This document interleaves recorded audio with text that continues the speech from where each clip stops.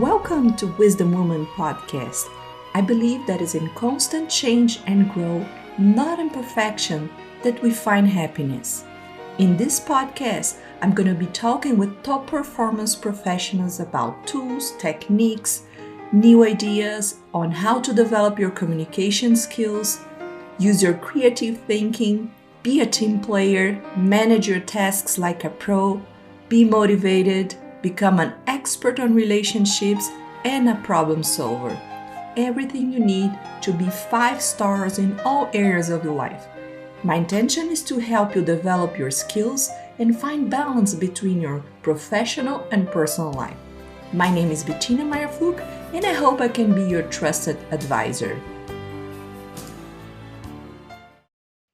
Welcome to Wisdom Woman, the podcast where we bring you thought-provoking conversations with remarkable individuals who are driving positive change and breaking barriers. I'm your host, Betina Pflug, and in today's episodes, we have the pleasure of speaking with extraordinary advocate and entrepreneur, Jessi Burg. Jessi embarked on her entrepreneurial journey after overcoming a toxic work environment, and she quickly realized the transformative power of amplifying her voice as a business owner. With her first venture in the landscaping industry, she became a passionate advocate for fair treatment and equitable pay in trades, seasonal work, and the gig economy. Now, as a founder of Outgrow Your Garage, Jessi is on a mission to create a future where sustainable and equitable growth is accessible to all trades, services, and mobile companies. Her unwavering dedication extends beyond her own success as she empowers others to embrace fairness and value employees through living wages. Today on Wisdom Woman, we'll delve into the pressing issue of wage gaps and their profound impact on women across various industries. Join us as we explore the challenges women face, the transformative potential of pay transparency, and the crucial steps needed to close the gender gap once and for all. With further ado, let's embark on this enlightening conversation with the remarkable Jessi Burg. Yeah, thanks for having me. I'm pretty excited about it.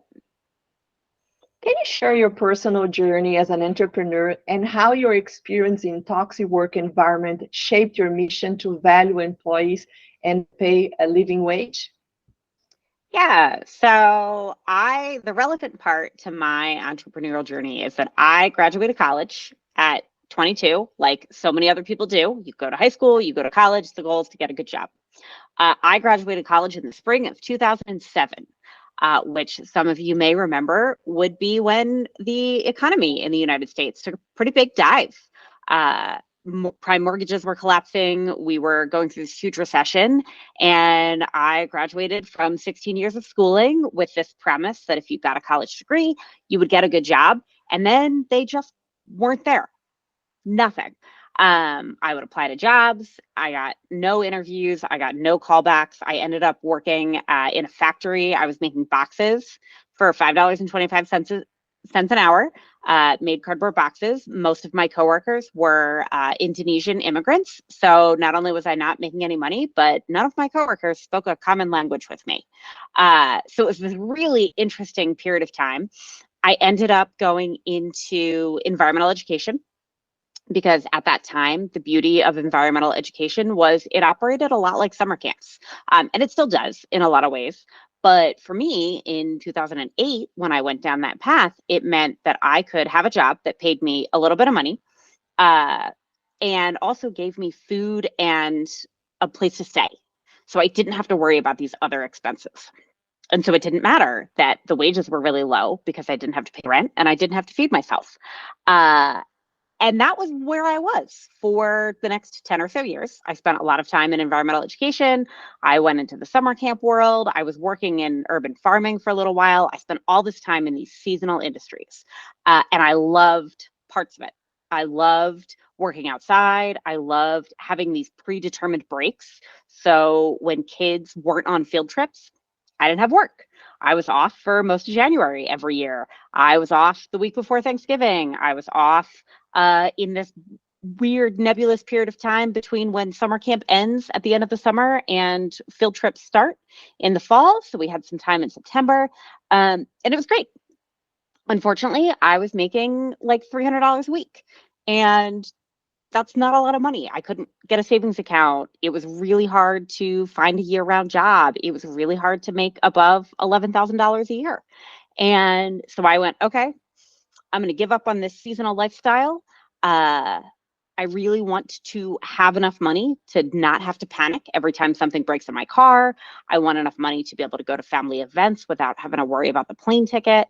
I want to be able to go on vacation sometime that's not just camping. Not that I don't love camping, but sometimes it'd be nice to sleep in a hotel and a bed and not have to cook all your own meals. So for the first time in my whole life, I had a year-round job, and it was awful. I had a terrible work environment, and I'd been in terrible work environments before. The fun thing about environmental education is that some of those places are great and some of them aren't, because it's seasonal staff. And when you have an industry with high staff turnover, not all your bosses are going to be good ones. And when I worked at that arts nonprofit, my boss was very micromanaging. We had a very toxic person in my workplace who belittled a lot of the other staff, and the management wasn't really willing to do anything about it. I wasn't making very much money, and I had to show up to work every day, even when there wasn't a lot of work to do. So even though I was still working in education, I couldn't do the different pieces that I needed to do, right? I still had to show up. And I got really bored. And so that was when I decided I was going to launch in my own business. I started a landscaping company, left that job, and went, I'm going to work seasonally. I'm going to make enough money. I'm going to pay my staff a living wage, and I'm going to figure this out, because so many of the employers that I have had didn't. And there has to be a way to be able to do this. So launched into that, and that was where we started.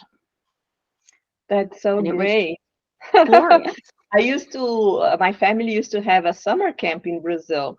So when you're describing this environment work, I really relate on what you said. It's such a fulfilling job, but sometimes doesn't pay as much as people deserve. It's incredible.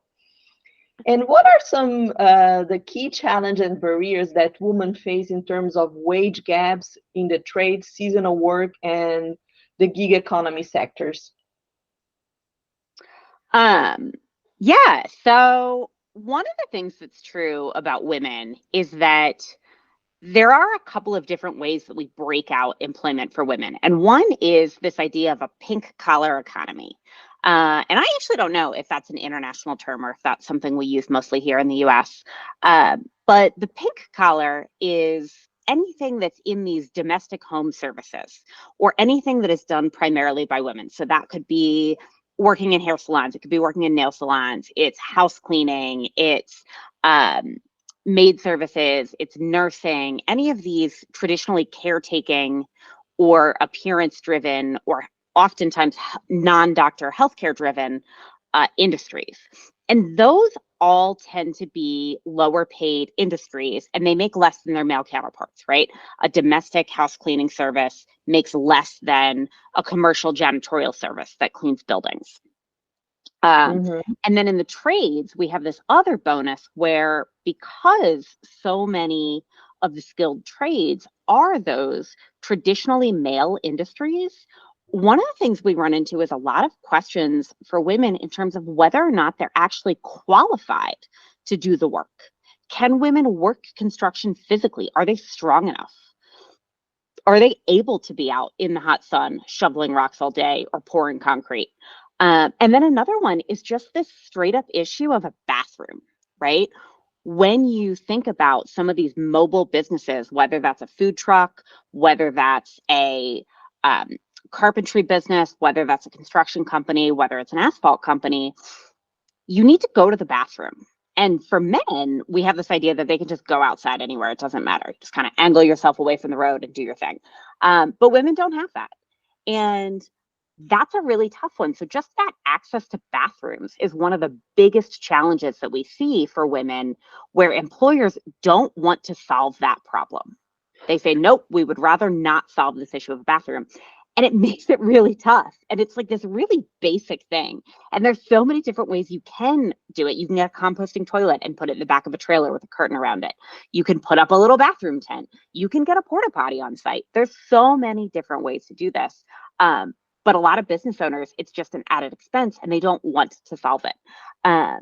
So there's some really interesting things that show up there in terms of both misogyny, straight up not thinking women can do it, and this general disregard for what we consider the feminine industries, right? Back to your maid service, your house cleaning, even things like dog grooming and kind of these home services just tend to be a little more disregarded. I agree with you. And how does being a business owner amplify your voice and enable you to advocate for fair wages and equitable treatment for workers in these industries? So the beauty of owning a business, particularly a profitable business that has staff, is that somehow this magical thing happens in society where your voice means more. If I say as a seasonal employee, I think seasonal employees should get paid more, people go, those workers, they just want to get paid more. They're so lazy. But if as a business owner, I say, if I pay my staff more, they stay longer. They're more loyal. They work harder. My bottom line is better off. I make more profit. I have people I can promote into other pieces. My staff advocates for my business out in the world. Suddenly, my voice matters more. Suddenly it's, she's not just spewing this nonsense about paying people more. She's demonstrating that the act of paying somebody more has benefits to the business itself. And in the capitalist economy that we live in, that making a profit really amplifies your voice in a much bigger way than just being an employee does. And that's not fair, and I don't agree with it, but it's true. And then as my businesses grow and I say, here is what I see happening. Here is how people's bottom lines improve. Here's how their businesses run better and more efficiently. Here's how we generate more time for entrepreneurs to take vacations and take time off and be able to pay their staff a livable wage and grow their companies in a way that works for them. The more companies you have doing that, the more of a case there is that this is actually a better way to do business. And without that initial, someone who owns a business saying that, it's a lot harder for that kind of idea to get traction. And I'm certainly not the only business owner out there who says this. And that's part of why I can say it, because I'm not just yelling into the void. I'm adding my voice into this chorus of people who are saying the same things.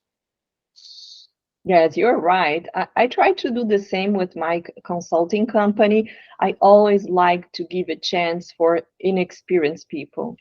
I tend to dedicate my time to teach them from scratch. If they have a good personality and if they have like a good willingness to learn, I'm always open to train them, because it's hard when you trying to look for your first job, they ask for experience. But how are you going to get the experience? No one gives you the chance. So I'm very proud to say that I have a lot of unexperienced people to get experience, to decide a career, to find their passion. And I did this since the summer camp I used to own when I graduated. So since 1994, I've been always choosing special people that I want to dedicate my time and help they grow. It's so important. Every business owners do your own way, and my way of helping is I like to help people with disabilities. I like to help young people without experience as well.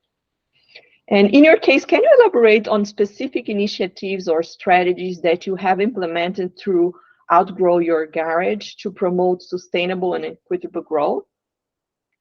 Yeah. So one of the core tenets of Outgrow Your Garage is, how do we teach businesses how to build processes that work for them? So everything I do is really process oriented. I don't give answers. I say, here's how to find the answer that works for you. And one of the reasons I do that is because I want people to learn how to run a business that meshes with their values. And so one of the things we teach, much to your point about hiring people without experience, right? How do you get the experience if no one will train you in getting the experience? We have a specific course on hiring when you've never hired somebody before. And people Mm-hmm. can go and they can take it. It's on demand, it's online, it's downloadable. And that course really covers, what do you want that person to know? What do you need them to know? How do you make these determinations? We have another course that is in the planning right now around, how do you hire somebody who doesn't have that job experience? What happens when you're somebody's first job, and how do you make that successful in your business? Because I really think that one of the things that's true about where we're heading right now, particularly with this current push around AI, and how can we get AI to reduce the administrative burden on so many businesses, we need to be aware of what that does to entry-level jobs. Because if you don't hire people into these entry-level jobs, then you're not going to have skilled people in 5 years.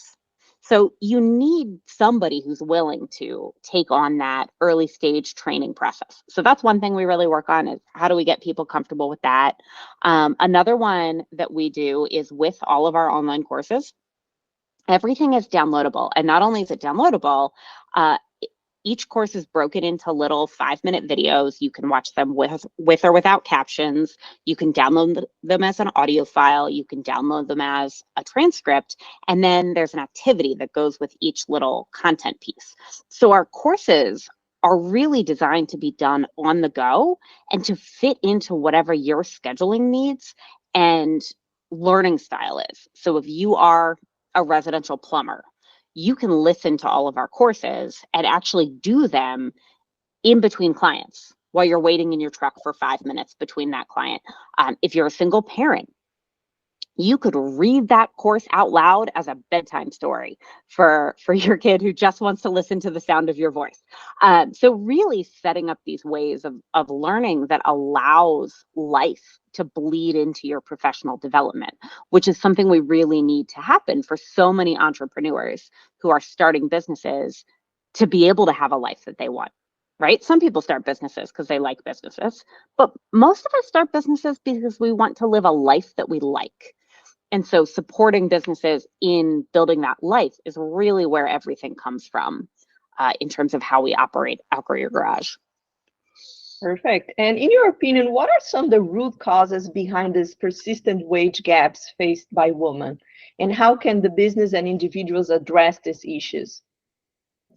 Yeah, so one of them is just straight up plain old, women have historically worked in the home for no wages. And so we're overcoming that in society. We have this idea that everybody can be this perfect 1950s housewife where the man goes to work and the woman stays home and keeps house, even though that's not really what happened in most houses.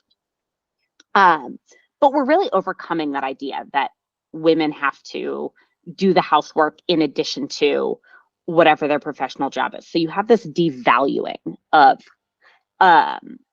women's work in general. And I think that's a huge problem. But it's not one that can be solved by an individual business or by a single person, right? That's a pretty big issue in multiple countries, United States, across Europe. It's, everybody's working on this. It takes different forms in different countries. But an individual business can say, we're going to grant maternity leave, and we're going to make sure that this woman who is taking a break to have a child can come back and has the same job. And we're going to keep her in the loop. And we're going to make it easier for women to take a break and have children without penalizing them in their professional lives. We can say, I'm going to do pay transparency in the first place. We're going to say, this is our pay scale. This is how much everybody in the company makes. Because then you lessen some of that bias that you might not even notice. Even if you have a company where you're saying, I want to pay everybody an equitable wage, but you're basing somebody's wages on what they made in their previous job, you're bringing systemic inequalities in anyway, even though you don't mean to. So pay transparency is one way that can really help with that. Childcare is another huge one. A lot of people are single parents, not just women, or they have some sort of caretaking need that has to be filled, whether that's a parent, whether that's a child, whether that's somebody who's disabled in their life, whether it's a temporary disability, your spouse is homesick, whatever, making those easier for everybody makes it easier for people to balance their life and their work. And the more you do to allow people to have a life outside of work, the easier it is for not just women, but everybody. And that's something I think we forget a lot is we say, how can we help women? But the ways that we help women also help single fathers, and they help people with elderly parents, and they help people who have chronic illness, and they help people with disabilities, and you have all these other things that they also help. So that's something I like to talk about too, is everything's connected.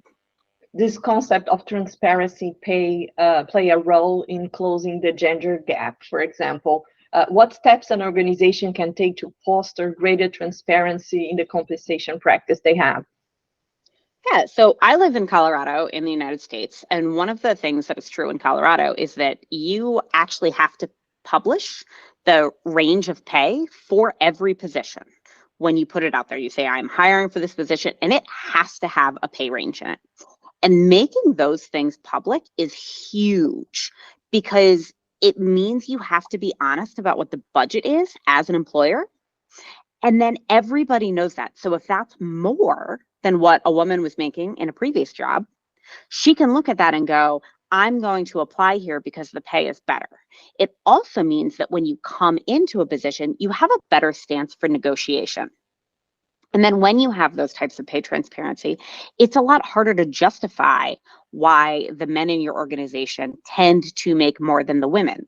Because that's where a lot of it comes in, is people, you'll hear an employer and they'll say, well, that's just kind of how it worked out. Okay, cool. But it's on you as the employer, who does know what everybody makes, to look at that and go, I don't want that to be true. We're going to bump all the women up.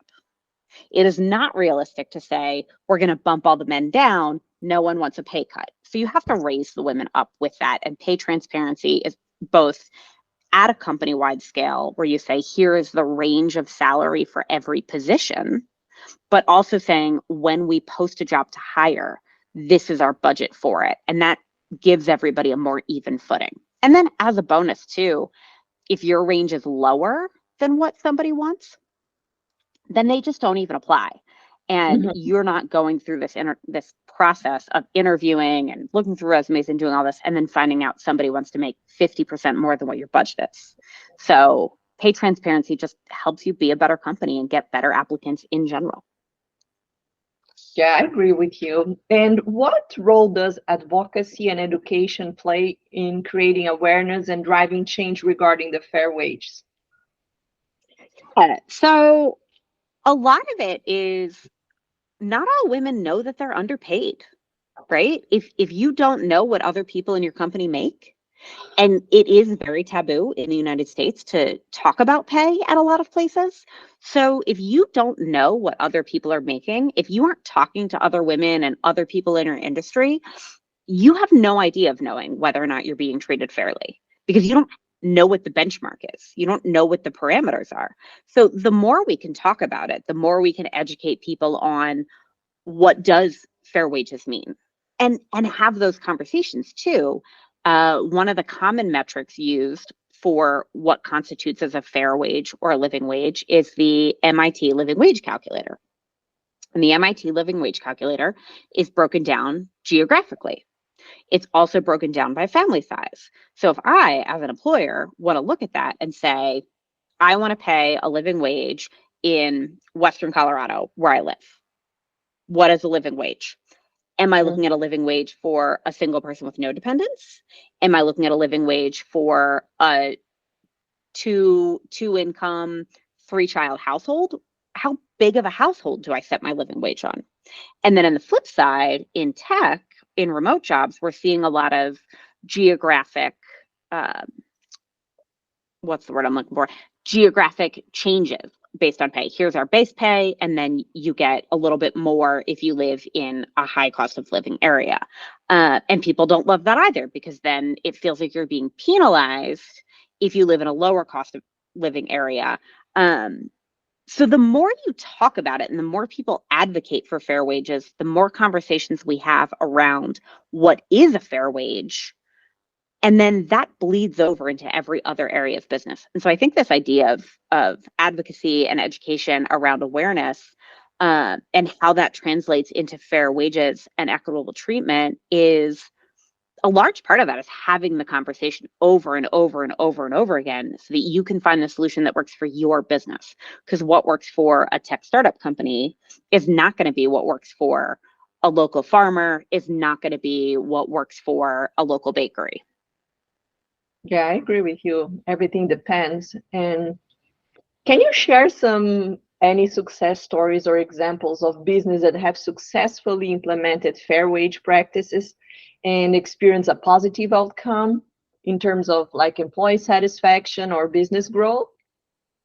Yeah, and so I'll actually talk about my landscaping company here. One of the things that most of the companies I work with through Outgrow Your Garage, are businesses that don't have any employees.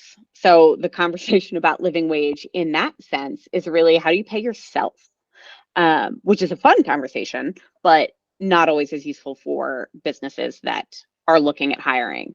And so the reason that I started Outgrow Your Garage in the first place was kind of accidentally. What had happened is I was running this landscaping company in Denver, Colorado, and I had grown it from just me up to 11 employees over 5 years. And one of the things that was true about my landscaping company is I really didn't have any staff turnover. I paid a little bit higher of a starting wage than most places did.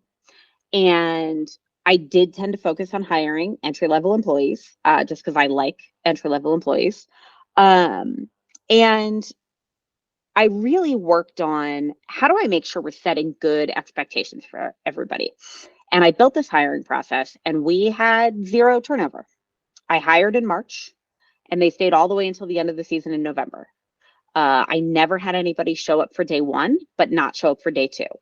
And that in the mobile trades businesses, particularly in seasonal industries like landscaping, that's huge. That is very uncommon. And so with that kind of record, that's how Outgrow Your Garage started, as other people started asking, what are you doing that's working? How do I replicate that?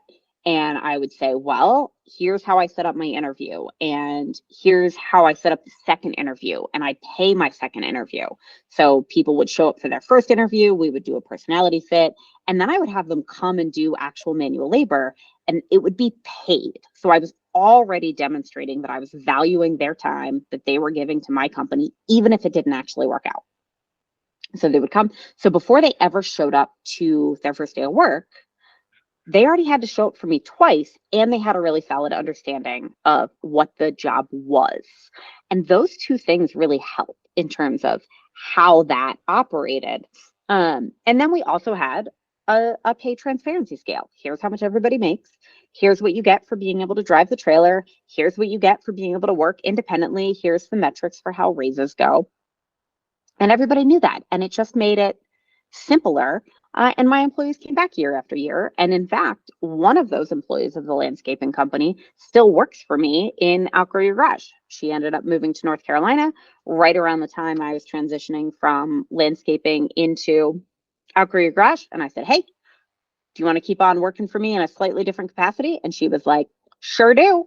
And so we're still doing this stuff. Wow, yeah, best practices is very important to share. Thank you so much. And how can organizations in the trade, services, and mobile sectors overcome the challenge of limiting resource to provide fair wage or benefits to their workers? Sometimes they want, but they're not capable of doing that. Yeah, and this is a great question. One of the things we're really grappling with on a cultural level right now is that wage stagnation is real, right? Wages have stagnated. They've stayed largely the same for the last 30 years. And you can't reckon with that in a small business in 2 years, right? There's no reality in which our small businesses, our trades businesses, our service businesses, our labor-based businesses, you can't give 30 years of raises in 5 years and still remain in business. particularly not in some of your more marginal industries. So how we grapple with this and how we talk about it matters. Because there's a big difference between saying, I think Amazon should pay their warehouse workers more, which they absolutely should, and saying my local 3-person HVAC company needs to pay their workers more. You have to kind of balance those pieces. And so some of it is really being honest of what is your bottom line? How much do you need to make in order to pay the wages that your workers really need to have? And then how do you make a plan to get there? And being honest, if you say to your staff, here's what I would like to pay you, here's the amount of business and how we need to do it in order for us to hit those goals. Can you help me figure out how to get there? Where can we be more efficient? How can we cut excess stuff out so that we have the space to fit in more work? Your employees have ideas about that. And if they understand what those constraints are, they'll help you do it. I'm actually reading a book right now called Beloved Economies that has a whole chapter on how to do that. And I was really excited to read it, where they talk about here's how you source information from people in your business to be able to say, here's what we need, here's the constraints, how do we get there? And you invite these better ideas. So that's one way to do it. Another one is that there's a big push right now for remote work. And there's some work that can be done remotely. There's some work that can't. About 42% of jobs can be done remotely, but that means the other 58% can't. So when you think about that 58% of jobs that cannot be done remotely, are there pieces that can be, right? Can they attend staff meetings virtually? Is there backlogged administrative work that somebody can do if they have to stay home with a sick kid or there's a snow day? Are there other intangible benefits that you can provide to your staff? Are there company cars that they can drive so they're not driving their personal vehicles? Are you providing tools? Do you give a stipend for work clothes? What are these different pieces that'll allow you to give additional benefits that don't cost a lot of money? And odds are, again, if you ask your staff, they're going to have ideas because they're aware of what their own situation is and how that can work. And so I think in a lot of organizations, it really is about how do you create this learning culture where your staff and your team are comfortable saying, here's what would make our job easier. Here's what would make us more stay. And then the fact that you are asking that question means your staff is more likely to stay because you're valuing their input. And a lot of employers don't do that. Yeah, listen to your employees and for ideas on how to create this culture makes a huge change, of course. Do you have any advice that you could give to other entrepreneurs and business owners who are passionate about promoting these fair wages and addressing waging gaps within their industries? Step one is talk about it openly, honestly, everywhere you can. Here's what I'm trying to do. And a particularly important place to talk about it is with your clients. So when you set your budget, you say, here's what I need to make and here's what I need to charge in order to put these fair wages into my budget, right? That's step one. Are you budgeting your time correctly? Are you thinking about all of the overhead and the cost of goods and the things that go into your pricing? And does that allow for paying living wages? If it doesn't, you have to raise your prices. Step one. Mm-hmm. The other thing on that is talk to your clients about it. So if you say, I pay my staff a living wage, and that's part of why I'm more expensive than some of my competitors, a lot of people find that a selling point. And talking about how you are working with your staff to make sure they can have this work-life balance, because there really is, we talk about fair wages, but it's also, is someone able to have a life outside of work? And so when you think about that, recognize that your business is never going to be the most important thing in someone else's life. It's not even going to be the most important thing in your life every day. And so setting those expectations accordingly and allowing yourself that grace to mess up sometimes is huge for early stage entrepreneurs. And so being able to say, this is what I want to do. Will you come on this journey with me? I'm probably going to mess it up sometimes. and letting yourself mess it up sometimes is a really important part of finding those different ways to make things work. And then if you can do it well, if you run a good business, your staff sticks around, you pay them livable wages, you create that work-life balance, the success comes. It follows behind because you're good at what you do and you have so much more room to grow in your company if you're not hiring all the time. Yeah, it's funny what you said about giving value to small things. This morning, I was thinking about the company that I hired here to clean my house. When I moved to Australia, it was really hard. Said, am I going to hire or not? Then I met a person who ran a cleaning company. And I asked how he runs the company. And he said he only hires Brazilians because Brazilians are hard workers. They're dedicated. They're committed. Said, oh, I kind of like this guy and his principles. And when I started using their services, I saw all the things he provided for his employees. For example, he provide car for them, and knowing it's a very expensive thing here in Australia to have a car, and training as well, uniforms. So I said, oh my gosh, it's worth paying a little bit more because he's providing them with good salary, all the structure for them to be happy and stay in the company. So when you support companies that have like a good structure, it makes a huge difference. Thank you for Yeah. sharing that. So how do you navigate the intersectional ability of gender wage gaps, considering the additional challenges faced by women of color and other underrepresented groups? Yeah. So one of the things that I see pop up a lot in trade services, food service, and then especially in the nonprofit world now too, is this goal of having people who are bilingual, right? We work with X population in the United States. Oftentimes it'll be a Spanish speaking population, but there are many, many, many languages spoken in this country. You just happen to see Spanish in job postings a little more often than other ones. So I saw one for Mandarin last week.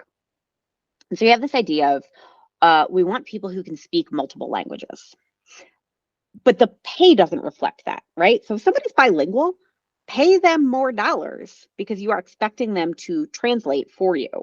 And it's not just translation of the straight words, it's also translation of the meaning of those words in a way that makes sense to that person. So that's one thing.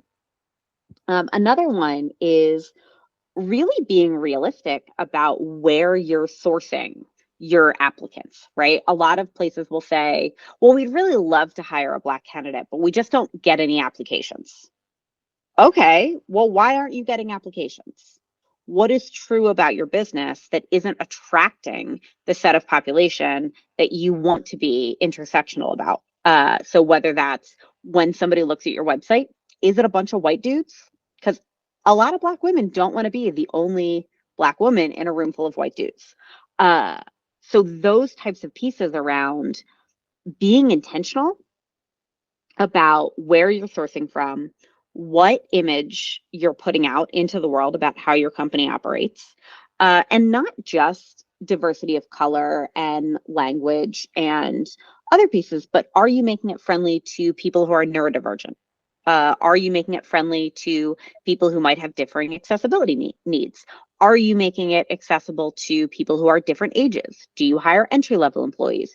Do you hire people who are close to aging out of the workforce? It's really hard to get a job if you're over 55 in the United States.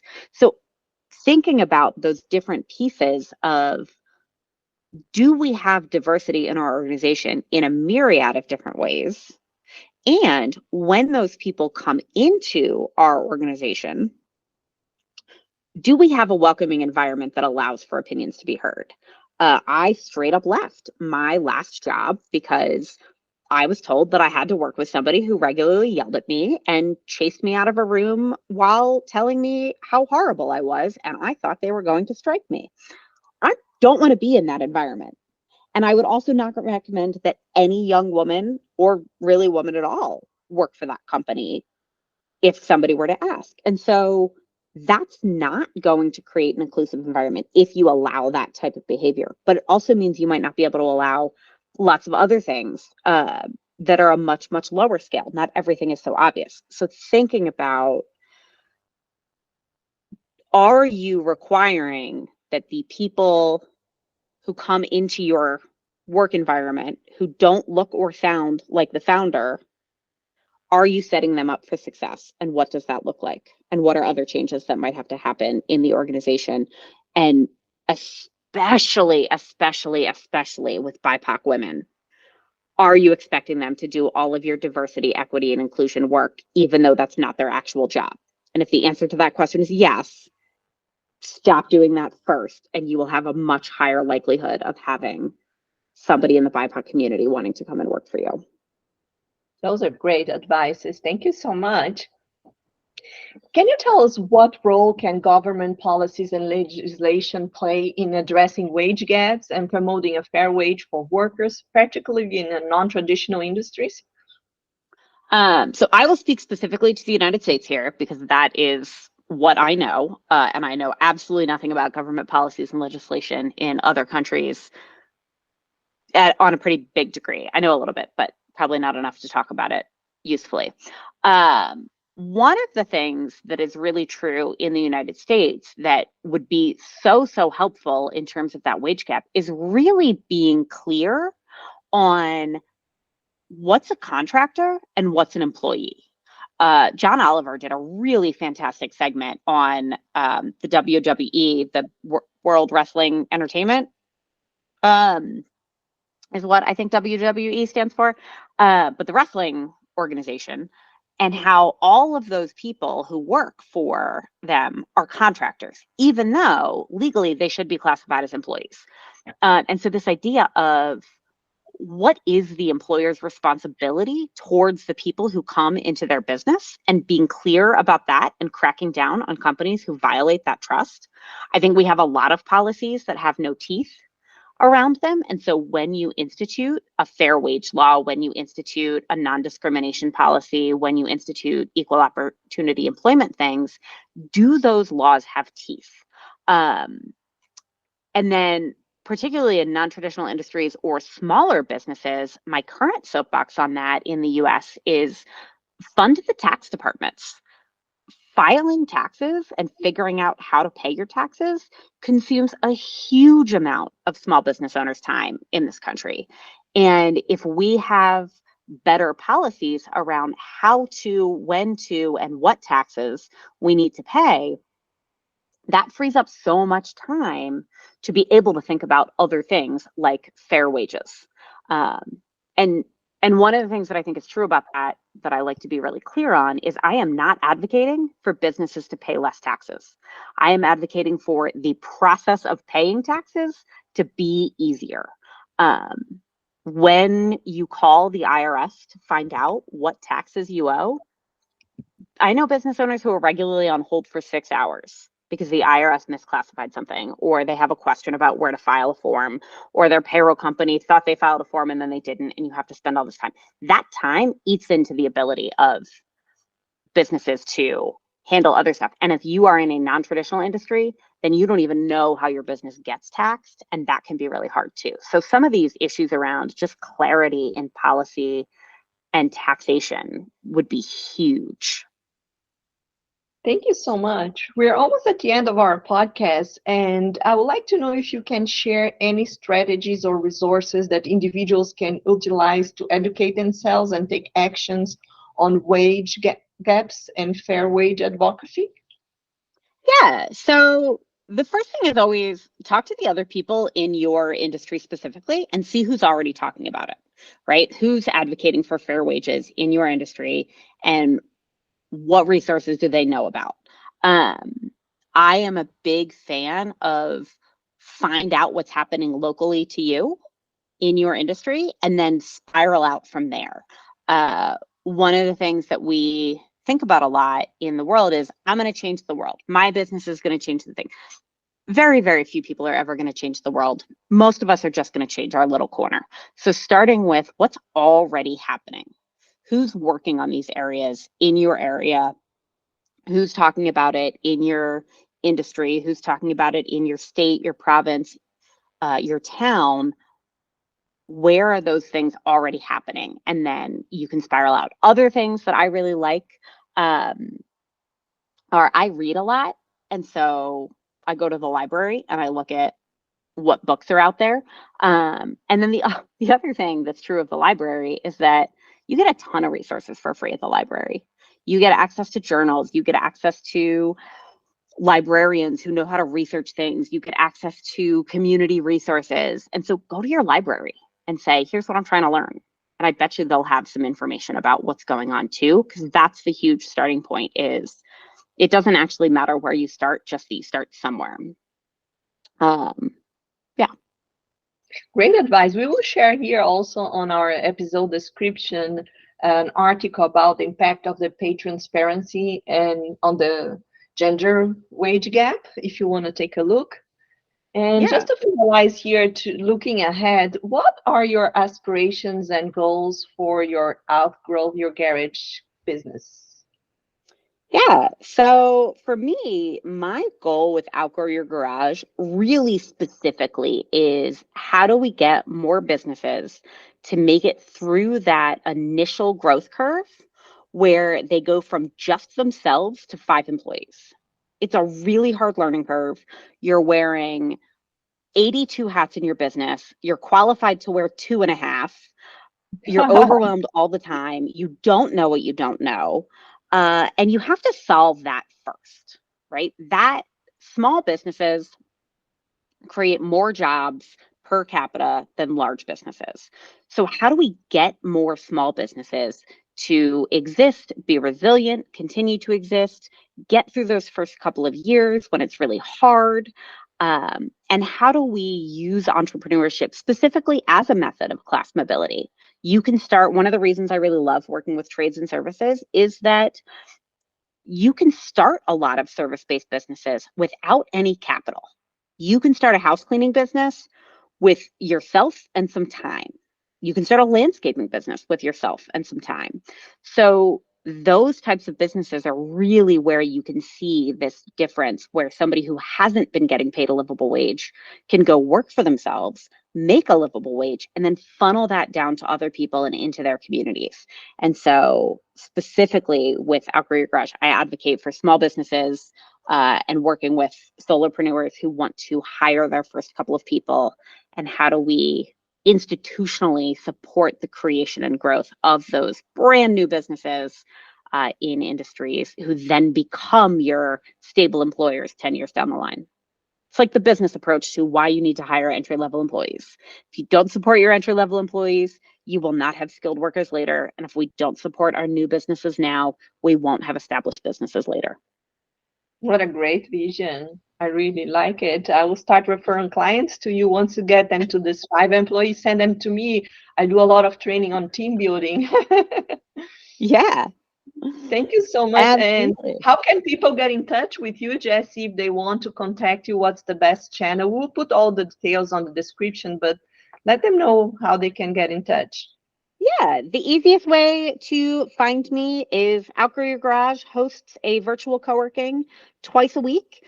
They are free. They're for about 2 hours. They generally operate in time zones that are useful for people who are in the United States. So if you're in that GMT -4 through GMT -9, we probably have a time that'll work for your work environment. So that's a really good way to find me or Outgrow Your Garage. And then we're also on LinkedIn, Facebook, and our website is www.outgrowyourgarage.com. And they can also sign up to your newsletter. I'm going to put here the description to sign up so they can receive amazing content like you're sharing with us today. Thank you so much, Jessi. Really appreciate your time here with us. Absolutely. Thanks again for having me. Thank you for listening to Wisdom Woman Podcast. To hear past and future episodes, please subscribe to the show on your favorite podcast channel. We appreciate your reviews. To give us suggestions for future show topics, please write to us at podcast@witty.tech.